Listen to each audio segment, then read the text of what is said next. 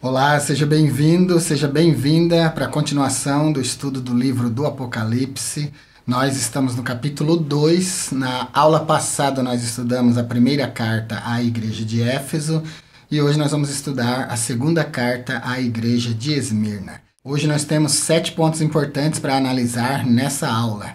Primeiro ponto, quem é o anjo da igreja de Esmirna? Segundo, isto diz o primeiro e o último, o que isso significa. Eu sei as tuas obras, de que isso está falando, num sentido mais profundo. Nada temas, uma nota importante sobre essa afirmação. Tereis uma tribulação de 10 dias. Vamos ver o sentido mais interpretado dessa questão, tribulação de 10 dias. Sexto, quem tem ouvidos ouça o que significa isso em profundidade e o que é a segunda morte de que fala o Senhor ao anjo da igreja de Esmirna. Os versículos são de 8 até o 11, Apocalipse capítulo 2, compreendendo os versículos de 8 a 11. E ao anjo da igreja que está em Esmirna escreve: isto diz o primeiro e o último, que foi morto e reviveu. Eu sei as tuas obras e tribulação e pobreza, mas tu és rico. E a blasfêmia dos que se dizem judeus e não são, mas são a sinagoga de Satanás. Nada temas das coisas que hás de padecer. Eis que o diabo lançará alguns de vós na prisão para que sejais tentados e tereis uma tribulação de 10 dias.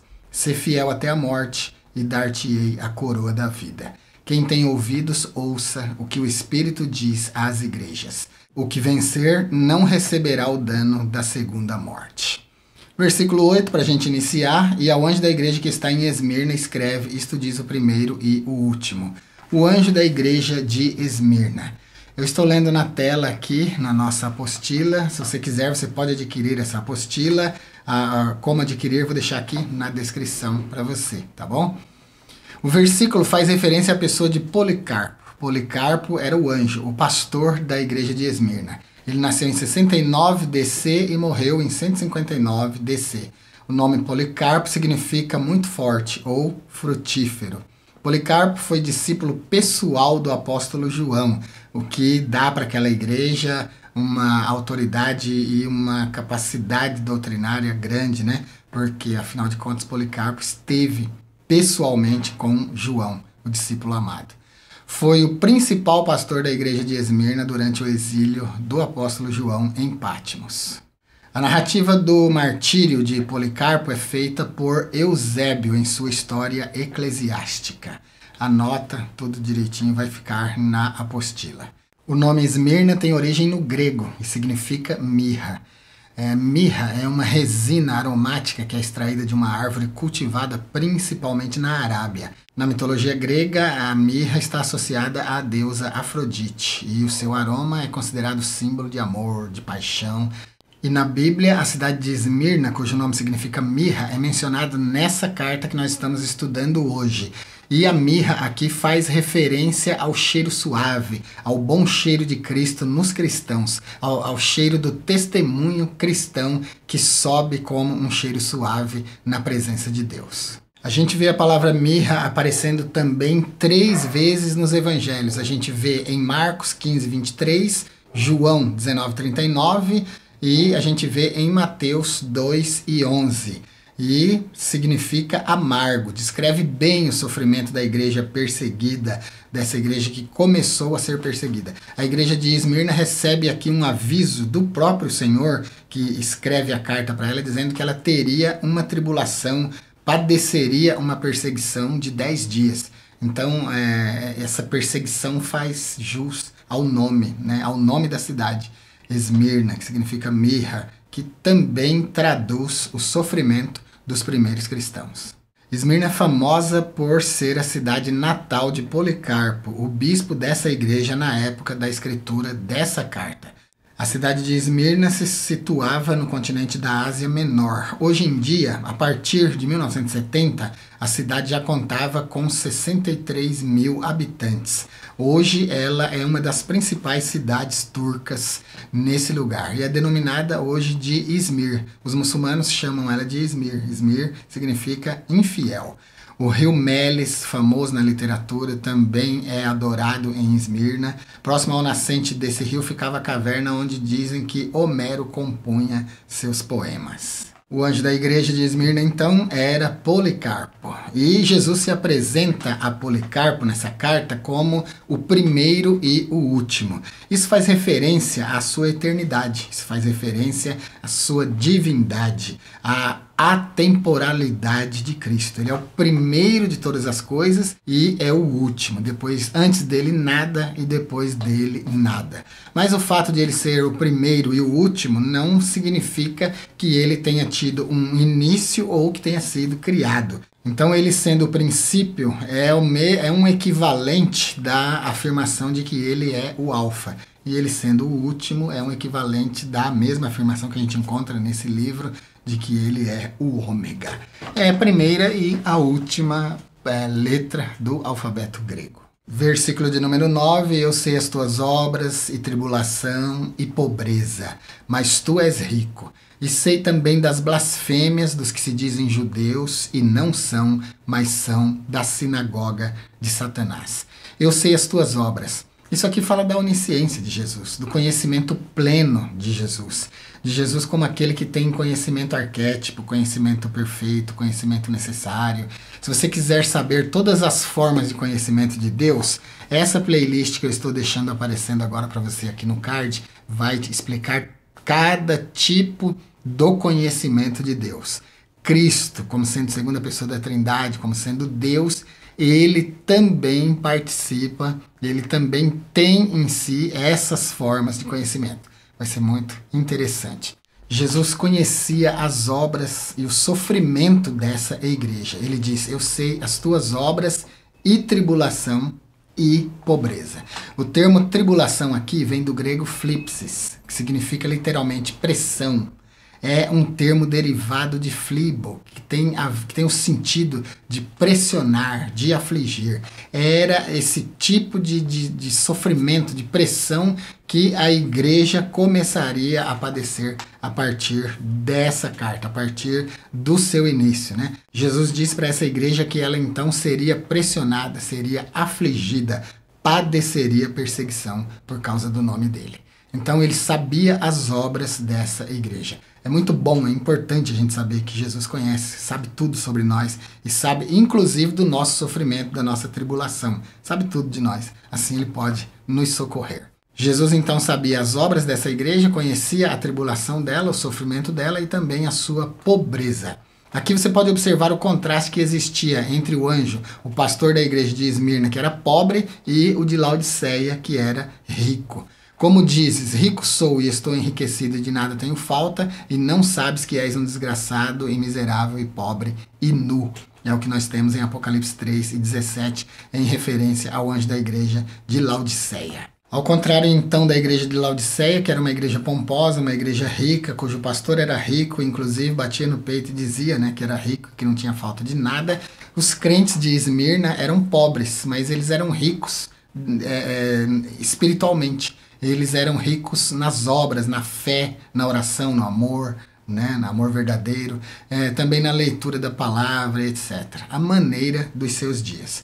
Estas coisas, diante de Deus, são riquezas da alma, segundo Mateus 6:20, 1 Timóteo 6:17 até o 19. Jesus então sabia as obras do anjo, sabia a sua tribulação, a sua pobreza e conhecia também a blasfêmia dos que se dizem judeus sem ser. O apóstolo Paulo, escrevendo aos Romanos, ele diz, nem todos os que são de Israel são israelitas. Não é judeu o que o é exteriormente. Aqui ele está compondo uma metáfora, né, comparando os cristãos com os judeus, herança de Deus. Os judeus são herança de Deus por Abraão, a igreja é herança de Deus por Cristo. Então ele faz aqui uma metáfora. Esses judeus aqui, que Jesus chama de pseudos, né, de falsos, tem nome de judeu, mas não era descendência de Abraão. E procurava se firmar nisso, se firmar no fato de ser descendência de Abraão. Mas, contudo, perseguia a igreja. A igreja de Esmirna hoje, ela é um tipo da igreja perseguida. A igreja perseguida está dentro da janela 1040. Se você quiser saber tudo sobre missões, sobre crentes perseguidos, cristãos perseguidos, os lugares do mundo onde os cristãos são mais perseguidos, eu vou indicar para você essa série aqui, a série Missiologia. A série Missiologia, junto com a série Etimologias, aqui no nosso canal, são as séries mais acessadas. Então, se você tem interesse em missões, assista a série Missiologia, você vai gostar bastante. Lá eu ensino como montar uma secretaria de missões aí na sua igreja local, desde o zero, todos os detalhes, todos os passos. E, claro, que eu falo dos lugares do mundo onde a igreja é mais perseguida. É muito interessante essa série, você vai gostar. E o versículo de número 10, nada temas das coisas que hás de padecer. Eis que o diabo lançará alguns de vós na prisão, para que sejais tentados, e tereis uma tribulação de 10 dias. Sê fiel até a morte, e dar-te-ei a coroa da vida. Ainda relacionando esse versículo aqui à janela 1040, aos países que perseguem cristãos, isso aqui, para eles, hoje em dia, é uma realidade. Essa foi a realidade da igreja de Esmirna, na época dessa carta. Na época que essa carta foi endereçada a ela. Mas hoje aqui, onde nós vivemos aqui no Brasil, a igreja vive em paz. Aqui a gente tem liberdade de culto. Mas tem lugares no mundo onde a igreja é perseguida. E a igreja de Esmirna é hoje considerada um tipo, né, da igreja perseguida. Nada temas das coisas que hás de padecer. A curiosidade que eu disse que teria nessa afirmação, nada temas, não temas, a afirmação não temas aparece 365 vezes nas escrituras, o que representa uma vez para cada dia. Ou seja, o crente deve viver sem temor, com esperança e com fé, confiando no seu Deus, naquele que conhece as suas obras e naquele que é poderoso para o livrar de toda a tribulação. Eis que o diabo lançará alguns de vós na prisão. Essa daqui é a oposição do arqui-inimigo de Deus. Eu sempre tenho dito nos meus estudos, nos vídeos aqui do canal, quando eu falo do diabo, eu sempre digo que ele é inimigo de Deus. Ele não é nosso inimigo. Ele nem nos considera, né? A gente é considerado inimigo dele porque nós somos filhos de Deus. Então a gente está no pacote como inimigo. Mas ele é inimigo mesmo de Deus, ele é inimigo mesmo de Jesus. A propósito, ele é o arqui-inimigo. Esse prefixo arqui vem do grego archon, que significa grande, primeiro, principal. Ele é o principal inimigo de Deus, não nosso. A gente não é páreo para ele, né? Satanás é citado aqui no livro do Apocalipse 8 vezes. 5 dessas vezes tem relação com as igrejas.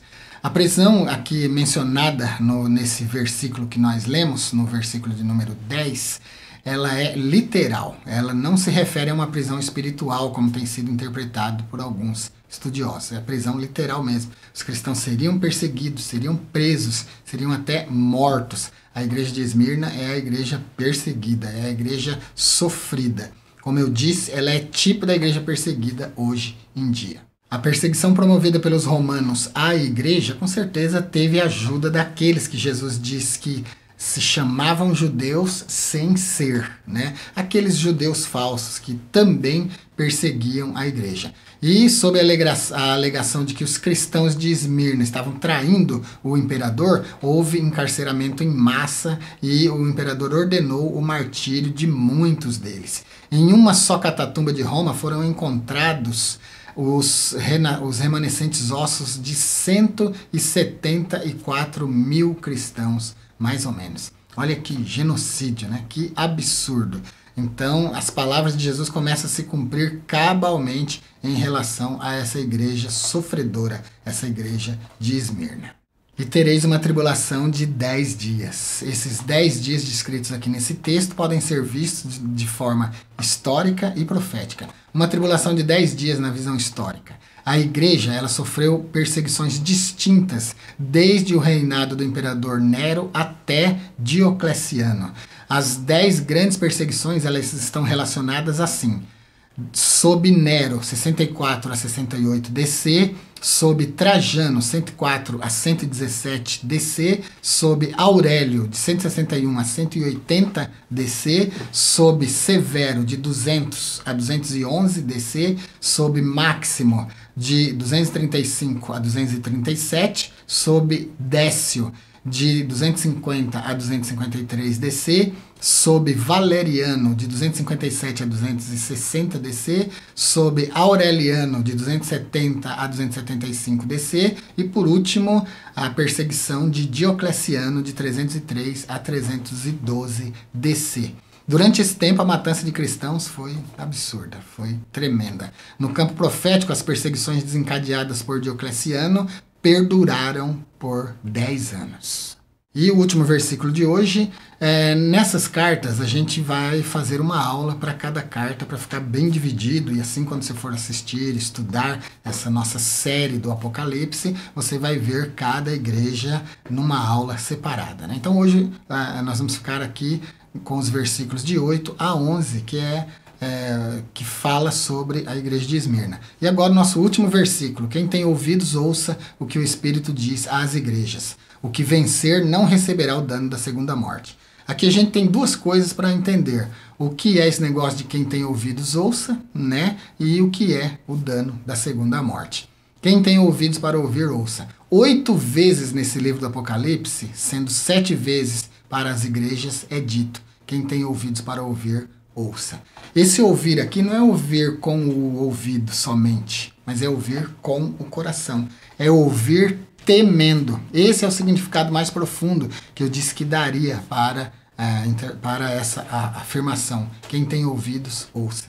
Todo mundo tem ouvido, mas nem todos ouvem. Tem pessoas que não ouvem fisicamente, né? Tem a deficiência auditiva, não consegue ouvir mesmo. E tem gente que tem orelha, tem ouvido, que é a parte interna da nossa orelha, que nos capacita a ouvir. Ouve os sons, mas não interpreta os sons no seu coração. Não tem sensibilidade. Então, quando Jesus diz aqui, quem tem ouvidos, ouça, ele está falando de sensibilidade. Ele não está falando só de ouvir sons, mas de ouvir, entender e temer. Esse é o sentido mais profundo dessa expressão. Quem tem ouvidos, ouça. O Espírito é o que fala aqui. O Espírito é o Espírito Santo, é o Espírito de Deus. E ele diz aqui: o que vencer não receberá o dano da segunda morte. A primeira morte é aquela que a gente sofre no corpo. Todo mundo que nasce nessa terra passa pela morte. Nós tivemos ao longo da história bíblica algumas pessoas que tiveram a sorte de não morrer, né? Como foi o caso de Enoque e Elias. Foram trasladados, foram levados para Deus vivos. Eles não provaram a morte. Mas até o Salvador, que passou por essa vida, experimentou a morte. Então todo mundo que nasce no corpo, morre no corpo. A segunda morte é o dano da perdição eterna. Não receberá o dano da segunda morte. A segunda morte é a morte espiritual. Quando essa afirmação é vista e é lida, a segunda morte, não está falando absolutamente de destruição completa da alma, do espírito do homem, mas está falando da separação total de Deus. Então a segunda morte é a condenação à Geena, ao lago de fogo, ao inferno eterno, né? Olha, eu vou deixar uma aula de escola bíblica para você aparecendo aqui nesse card sobre o inferno. E na descrição aqui eu vou deixar uma série, O Inferno. Nós temos nessa série pelo menos 5 vídeos onde eu falo tudo que você precisa saber sobre essa condenação eterna. Então, assista essa série. Assista também a nossa aula, a aula de escola bíblica que eu deixei aqui no card sobre esse tema doloroso, esse tema triste, né, que é o inferno. A segunda morte, então, é a condenação ao inferno de fogo, à Geena, ao lago de fogo. E para a gente encerrar com algumas curiosidades, o Cristo glorificado se apresenta para as 7 igrejas em símbolos, partindo e distribuindo conforme as suas necessidades. Para a igreja ortodoxa de Éfeso, Cristo é aquele que tem as 7 igrejas na sua mão direita, isto é, que sustenta a sua obra. Isso está no Apocalipse 1, 20 e 2, 1. Para a igreja atribulada de Esmirna, na véspera do tempo do seu martírio, da sua perseguição, Cristo se apresenta como aquele que tinha experimentado a perseguição até a morte, mas que tinha vencido. Apocalipse 1, 17, 18 e o 2, 8. Para a igreja descuidada de Pérgamo, o Cristo glorificado é quem maneja a espada dividindo a igreja do mundo. Para a igreja de Tiatira, que declinava, Cristo é o juiz, com olhos de chama de fogo. Para a igreja morta de Sardes, Jesus é aquele que tem os 7 Espíritos de Deus e pode ressuscitar os crentes da morte para a vida.